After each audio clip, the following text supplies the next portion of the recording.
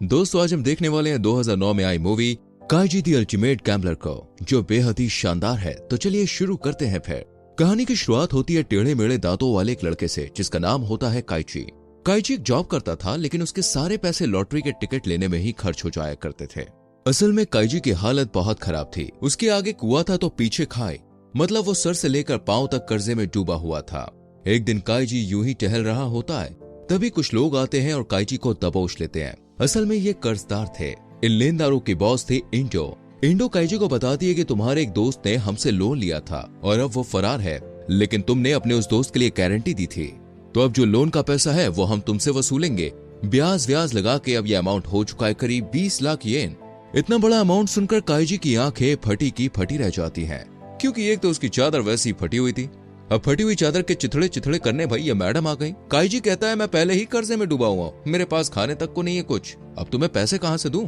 लेकिन इंडो को तो पैसे वसूलने थे, इसलिए वो काइजी को एक गैम्बलिंग शिप के बारे में बताती है और कहती है अगर तुम वहां पे जीत जाते हो तो तुम्हारा सारा कर्जा देखो माफ कर दिया जाएगा। ये सुनकर काइजी को लगा चलो कुछ तो रास्ता मिला, इसलिए वो बिना ज्यादा सोचे विचारे शाम होते ही उस शिप पर चढ़ जाता है। यहाँ पर दो सूट बूट वाले कन्हैया लाल काइजी को एक कमरे में ले जाते हैं जहाँ पहले से ही बहुत सारे लोग मौजूद थे। असल में दोस्तों ये सब भी काइजी की तरह कर्ज में डूबे हुए थे और यहाँ पर अपनी किस्मत का चरखा घुमाने के लिए आए थे। लेकिन इस बात को कोई नहीं जानता था कि यहाँ पे हारने के बाद मौत से भी बदतर सजा दी जाती है। फिर सीन आगे बढ़ता है और प्रोग्राम का होस्ट जॉनी गाबा वहां आ जाता है और सभी को गेम समझा देता है, जिसके बाद इन सभी को 3 स्टार्स, जिनमें से एक की कीमत 1 मिलियन थी, और साथ ही एक लिफाफा दिया जाता है जिसमें 12 पत्ते यानी कि कार्ड्स थे। असल में इन लोगों को खेलना था दोस्तों रॉक पेपर सीजर, जिसके सिंबल कार्ड पर प्रिंट थे। अब टास्क ये था कि 30 मिनट के अंदर 12 के 12 कार्ड्स को यूज करना था और जिसके पास 3 से कम सितारे बचेंगे वो हार जाएगा। वही गेम शुरू होता है। जब सब अपने लिए ओपोनेंट ढूंढ रहे थे तो फुनाई नाम का आदमी काइजी के पास आ जाता है और कहता है कि हमें 3 स्टार्स पर विनर मान लिया जाए, तो क्यों ना हम मिलकर खेलें और हर 4 ड्रॉ करके अपने तीनों स्टार्स बचाए रखें और जीत कर चले जाएं। काइजी को फुनाई का ये प्लान सही लगता है। अब दोनों खेलना शुरू कर देते हैं, लेकिन कुछ 4 ड्रॉ करने के बाद फुनाई चीटिंग करता है और फ्रॉड करके काइजी के 2 स्टार्स हड़प लेता है। अब काइजी के पास सिर्फ 1 स्टार ही बचा हुआ था। ये देखकर काइजी को गुस्सा आ जाता है और वो एक घुमा के फुनाई के मुंह पे देता है, जिससे उसका थोड़ा सा खून उसके आखिरी बचे हुए कार्ड्स पर गिरता है। यहाँ फुनाई सबको बता देता है कि काइजी के पास आखिरी पत्ता सीजर बचा है, अब कोई भी इसे हरा सकता है। जिसके बाद काइजी भी सबको बता देता है कि फुनाई के पास रॉक कार्ड बचा हुआ है, यानी अब सबको इनके पत्तों का पता चल चुका था। देखते ही देखते भाई वहां पे हंगामा शुरू हो जाता है। तभी फुनाई कहता है कि हम सब अपने पत्तों को मिलकर दोबारा से डिस्ट्रीब्यूट करेंगे। सब उसकी बात से एग्री हो जाते हैं और उसे अपने पत्ते दे देते हैं। इधर काइजी को एक घायल आदमी मिलता है जिसका नाम था हीटा। काइजी हीटा से कहता है अगर वो उसके साथ टीम बना ले तो वो उन दोनों को जिता सकता है। हीटा काइजी पर विश्वास करता है और ये दोनों भी फुनाई को कार्ड दे देते हैं, लेकिन फुनाई फिर से चीटिंग करते हुए काइजी को उसी का कार्ड जिस पर खून लगा हुआ था वो देता है और अपने पास ही रख लेता है ताकि वो जीत सके। फुनाई फिर से काइजी के पास आता है और उसके साथ खेलने को कहता है। काइजी कहता है ठीक है, लेकिन तुम्हें अपने तीनों स्टार्स दाव पर लगाने पड़ेंगे, बदले में मैं और हीटा अपने तीनों स्टार्स दाव पर लगाएंगे। फुनाई इस बात को सुन के राजी हो जाता है और दोनों अपने कार्ड्स रखते हैं। फुनाई को लगता है कि वो जीत गया, लेकिन तभी काइजी अपना कार्ड पलटता है जो पेपर होता है, यानी अब फुनाई काइजी से हार चुका था।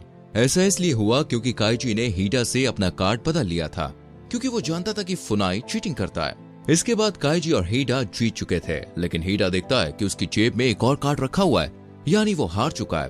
तभी सूट बूट वाले कन्हैया लाल हीटा को ले जाने लगते हैं, लेकिन काइजी को उसके लिए बुरा लगता है, इसलिए वो कहता है देखो भाई गेम साथ में खेला था, जीत साथ में ली थी, अब अगर तुम हारे हो तो ये हार भी हम साथ में झेलेंगे यार। मतलब वो भी हीटा के साथ उस अंधेरे वाले कमरे में चला जाता है। यहाँ पर सबसे पहले तो उनके हाथों में एक चीज पंच की जाती है, उसके बाद ऊपर कंपनी की सील लगा दी जाती है। इसके बाद काइजी और दूसरे लोगों को एक अंडरग्राउंड माइन में ले जाया जाता है, जहां अब ये लोग मजदूरी करने वाले थे। जी हाँ दोस्तों, हारने पर इन्हें यहाँ मजदूरी करनी थी, यानी कि फ्री के मजदूरों के लिए हुआ था पूरा गेम, समझ रहे हो। खैर हम आगे देखते हैं। यहाँ इन लोगों को दोस्तों मजदूरी करने के लिए दिन के 150 रुपए के हिसाब से महीने पर सैलरी दी जाती है, जिसे ये सब बियर में उड़ा देते हैं। या इनके साथ काफी बुरा सुलूक भी होता था। बीमार होने पर इलाज के लिए भी इन्हें अपनी जेब से पैसे देने होते थे, जबकि दोस्तों पैसे ये लोग सैलरी मिलने वाले दिन ही उड़ा दिया करते थे, क्योंकि सैलरी के दिन ही कैंटीन खुलती थी, तो ये सब शराब पीकर उन पैसों को खत्म कर देते थे। ये देखकर काइजी को समझ में आ चुका था चाहे वो पैसे बचाए या ना बचाए, यहाँ से जिंदा जाना उसके लिए पॉसिबल नहीं है, क्योंकि उन्हें यहाँ 14 साल तक रखा जाएगा। इसी बीच कम खाने पीने और ज्यादा मजदूरी के अलावा जहरीली गैसेस आदि की वजह से उन्हें बीमार होना ही है। तभी एक डॉक्टर काइजी को बताता है कि अगर यहाँ से बाहर निकलना चाहते हो तो ब्रेव मैन रोड का सहारा लो, जो एक तरह का गेम है। काइजी और दूसरे लोग ये गेम खेलने के लिए तैयार हो जाते हैं। इसके लिए उन्हें आंखों पर पट्टी बांध कर ले जाया जाता है। जब इनकी पट्टियां दोस्तों हटाई जाती हैं तो ये लोग देखते हैं कि इन्हें एक बहुत ही ऊंची बिल्डिंग पर लाया गया है, जो एक तरह का गेम है। तभी वहां पर दोस्तों टोनी गाबा आता है और इन सबको 10 मिलियन येन का वाउचर देकर समझाता है असल में इन्हें एक बिल्डिंग से दूसरी बिल्डिंग के बीच में पड़ी एक पतली सी लोहे की बीम पर चलकर जाना था। अगर ये उस बीम को पार कर लेते हैं तो इन्हें पैसे देकर वहां से रवाना कर दिया जाएगा। लेकिन टास्क ये था कि इस बीम को हाथ नहीं लगाया जा सकता था, क्योंकि इसमें कई हजार वोल्ट का करंट दौड़ रहा था। वहीं सामने वाली बिल्डिंग में कुछ वीआईपीज बैठे हुए थे जिन्हें इंडो सर्व कर रही थी। मतलब इन गरीबों की मौत का अब ये वीआईपी मजा लूटने वाले थे। वैसे तो सभी का दिमाग सन्न था, लेकिन काइजी उन्हें हिम्मत देता है और वो इस बीम पर चलना शुरू कर देता है। तभी दोस्तों मौसम करवट बदलता है और तेज हवा चलने लगती है। मौसम की खस्ता हालत देखते ही एक शख्स डर के मारे अपना बैलेंस खो बैठता है और नीचे आ गिरता है। उसकी इतनी दर्दनाक मौत देखकर कई और लोग भी अपना बैलेंस खो देते हैं और नीचे गिर जाते हैं। वहीं एक आदमी तो उस बीम को पकड़ ही लेता है और करंट लगने से वो भी मर जाता है। वहीं दूसरी बिल्डिंग में बैठे वीआईपी इनकी मौत का मजा ले रहे थे। इस बीम पर सिर्फ हीडा, काइजी और सहारा बचे हुए थे। ये तीनों चल ही रहे थे कि तभी तेज बारिश शुरू हो जाती है और हीडा कहता है कि अब मैं चल नहीं सकता, और वो अपना वाउचर काइजी को देकर उससे कहता है तुम मेरे पैसे मेरी बेटी तक पहुंचा देना। इतना कहते ही हीडा भी नीचे गिर जाता है। इसके बाद काइजी और सहारा दोनों बीम पार करके दूसरी बिल्डिंग तक पहुंचकर खुशियां मनाने लगते हैं। लेकिन जैसे ही वो दोनों दरवाजा खोलते हैं, तेज प्रेशर की वजह से सहारा नीचे गिरकर मर जाता है। इसके बाद काइजी उस कमरे में पहुंचता है और अपने दोनों वाउचर्स के पैसे मांगता है, लेकिन उसे कहा जाता है कि मरे हुए इंसान के वाउचर पर पैसे नहीं मिलेंगे और तुम्हारा सारा कर्जा काट पीट कर सिर्फ 70,000 ही बनता है। यानी यहाँ काइजी के साथ हो रही थी दबा कर चीटिंग। तभी उस कमरे में बैठा दोस्तों इस ग्रुप का चेयरमैन उसे पैसे कमाने का एक और मौका देता है। वो कहता है कि तुम चाहो तो टोनी गाबा के साथ ई कार्ड का गेम खेल सकते हो। काइजी इसके लिए तुरंत ही हाँ कर देता है। तभी काइजी से पूछा जाता है कि उसे कौन सा कार्ड सेट चाहिए। असल में इस गेम में दोनों को 5-5 कार्ड मिलने थे, जिनमें से 4 सिटीजन और एक एम्पीरियर यानी बादशाह। तो वहीं दूसरे के पास 4 सिटीजन और एक गुलाम होगा। गुलाम वाला पहले चाल चलेगा। रूल्स इस तरह थे कि सिटीजन सिटीजन ड्रॉ, बादशाह सिटीजन को हरा सकता है जबकि सिटीजन गुलाम को भी हरा सकता है, लेकिन गुलाम जो सब पे भारी है वो बादशाह को हरा सकता है। और जो गुलाम वाला सेट लेता है उसे दाव पर लगाए गए पैसों का 10 गुना मिलेगा, इसलिए काइजी गुलाम वाला सेट लेता है। इसके बाद गेम शुरू हो जाता है और पहली दोनों चालें ड्रॉ हो जाती है क्योंकि दोनों ने सिटीजन वाले कार्ड रखे। लेकिन तीसरी चाल पर काइजी गुलाम चलता है, जिसके बारे में टोनी गाबा को पहले ही पता चल जाता है और वो काइजी को हरा देता है। इधर काइजी के दिमाग के तार हिल चुके थे। वो समझ नहीं पा रहा था कि टोनी को पता चला तो चला कैसे। इस पर टोनी कहता है कि उसे लोगों के चेहरे पढ़ने आते हैं और वो चेहरा देखकर ही समझ जाता है कि किसने कौन सी चाल चली है। इससे पहले कि काइजी को वापस उसी अंडरग्राउंड माइन में ले जाया जाता, चेयरमैन टोनी को जोर से अपनी छड़ी से मारता है और कहता है मजा नहीं आया। चेयरमैन तुरंत ही इंडो से काइजी को 4 मिलियन का लोन दिलवाता है और मैच दोबारा शुरू होता है, लेकिन दोबारा काइजी फिर से हारता है। अब जब सूट बूट वाले कन्हैया लाल दोबारा काइजी को उसी माइन में ले जाने लगते हैं तो काइजी सोचता है कि टोनी को आखिर पता कैसे चला। तब उसे समझ में आता है कि उसके कंधे पर एक चिप लगी हुई है और मैच के दौरान टोनी अपनी घड़ी में देख रहा था, यानी कि वो चिप उसकी घड़ी से कनेक्टेड थी और टोनी काइजी की हार्ट रेट देख रहा था जो रिस्क लेने पर हाई हो जाती थी।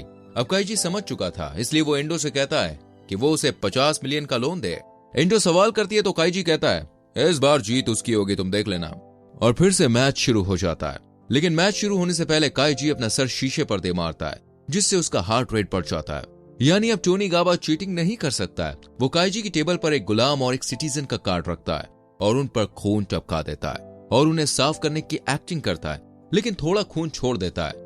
वहीं टोनी को वो ये दिखाने की कोशिश करता है कि उसने गुलाम वाला कार्ड सिटीजन वाले से बदल लिया है। इस राउंड में पहली 3 चालें ड्रॉ हो जाती हैं। फिर दोस्तों काइजी खून लगा कार्ड आगे करता है और टोनी समझ जाता है कि ये गुलाम है, लेकिन वो कार्ड रखने से पहले सोचता है कि काइजी इतना भी बेवकूफ नहीं है। वो खून लगा सिटीजन वाला कार्ड पहले ही रख चुका है और उसने दूसरा कार्ड बदल दिया था। कुल मिलाकर टोनी काइजी की चाल समझ जाता है और बादशाह वाला कार्ड फेंक देता है। इसके चलते टोनी काइजी का मजाक बनाता है और उसे लूजर कहता है, लेकिन काइजी टेंशन में अपनी आंखें ऊपर उठाता है और काइजी के कार्ड पलटते ही धमाका हो जाता है।